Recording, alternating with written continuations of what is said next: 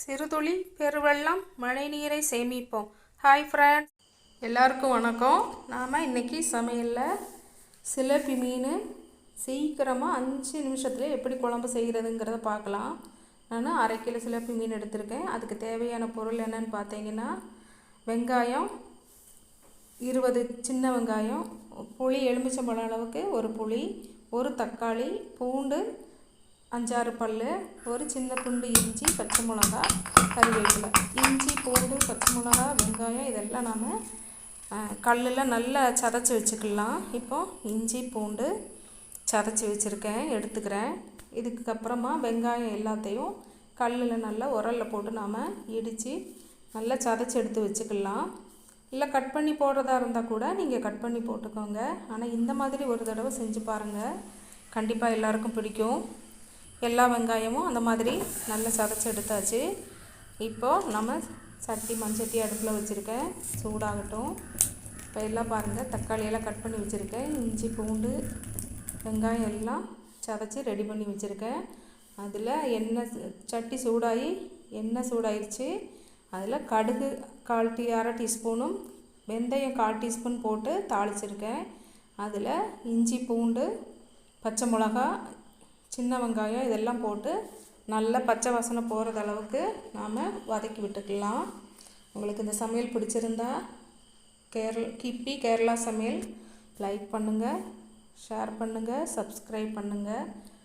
பாருங்கள், வெங்காயம் இஞ்சி பூண்டெல்லாம் நல்லா வதங்கிருச்சு. இப்போது 1/2 டீஸ்பூன் மஞ்சள்தூள் போட்டுக்கலாம்.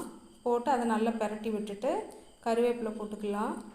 கறிவேப்பிலையும் நல்லா பெரட்டி விட்டுட்டு தக்காளி போட்டுக்கலாம். ஒரு தக்காளி கட் பண்ணி வச்சுருந்தோம் இல்லையா, அந்த தக்காளி போட்டிருக்கேன்.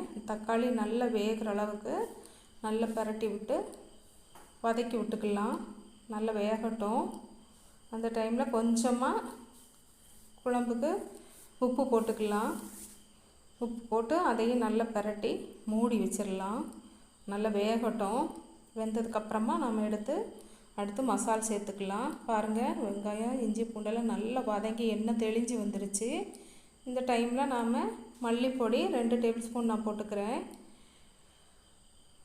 நல்லா வதக்கி விட்டாச்சு. இப்போது மிளகாத்தூள் காஷ்மீரி சில்லி 1 ஸ்பூனும் கார மிளகாப்பொடி 1 ஸ்பூனும் போட்டிருக்கேன். இது நல்லா பெரட்டி விட்டுக்கலாம். பச்சை வாசனை போகிற அளவுக்கு நல்லா வதக்கிக்கலாம். நல்ல கலராக இருக்குது பாருங்கள். அது குழம்பு காஷ்மீரி சில்லி போடுறதுனால குழம்பு கிரேவி நிறையா இருக்கும். இப்போது பச்சை வாசனை போனதுக்கப்புறமா புளி தண்ணி ஊற்றிக்கலாம். கரைச்சி வச்சுருந்த புளியை ஊற்றி அதை நல்லா மிக்ஸ் பண்ணிக்கலாம். கிரேவி பாருங்கள், சூப்பராக இருக்குது. இதில் எண்ணெய் தெளிஞ்சு வந்ததுக்கப்புறமா நாம் மறுபடியும் தண்ணி ஊற்றி எவ்வளோ தண்ணி வேணுமோ அதை ஊற்றிக்கலாம். பாருங்கள், இப்போது புளி தண்ணி மறுபடியும் அந்த புளி தண்ணி கரைச்சி தேவையான அளவுக்கு ஊற்றிக்கலாம். இது மிக்ஸ் பண்ணி கொதித்ததுக்கப்புறமா தண்ணி எவ்வளோ தேவையோ உங்களுக்கு எவ்வளோ தேவையோ அந்த அளவுக்கு சேர்த்து நல்லா கொதிக்க விடுங்க. பாருங்கள், நல்லா கொதித்து எண்ணெயெல்லாம் தெளிஞ்சு வந்துடுச்சு. இந்த டைமில் தண்ணி தேவையான அளவு ஊற்றிக்கோங்க. நான் கொஞ்சமாக ஒரு 1/2 டம்ளர் தண்ணி ஊற்றிக்கிறேன். ஊற்றி நல்லா கொதித்ததுக்கப்புறமா நம்ம மீன் போட்டுக்கலாம். இந்த சமையல் உங்களுக்கு கண்டிப்பாக பிடிக்கும். பேச்சுலர்ஸ்க்கெல்லாம் சீக்கிரமாக ஈஸியாக செஞ்சிடலாம்.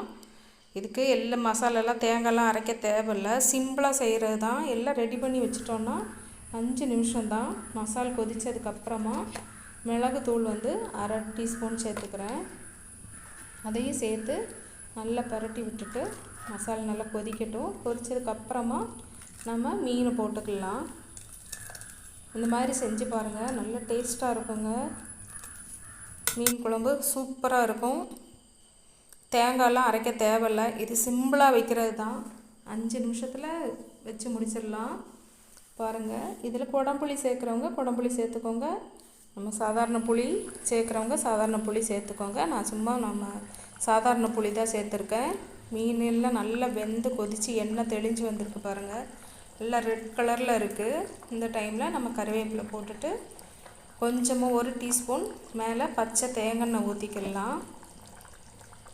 ஊற்றியாச்சு, அவ்வளோதான். இது நம்ம மூடி வச்சிடலாம். பாருங்கள், சூப்பராக இருக்குது. எல்லோரும் ட்ரை பண்ணி பாருங்கள். எல்லோரும் கண்டிப்பாக பிடிக்கும். நன்றி, வணக்கம்.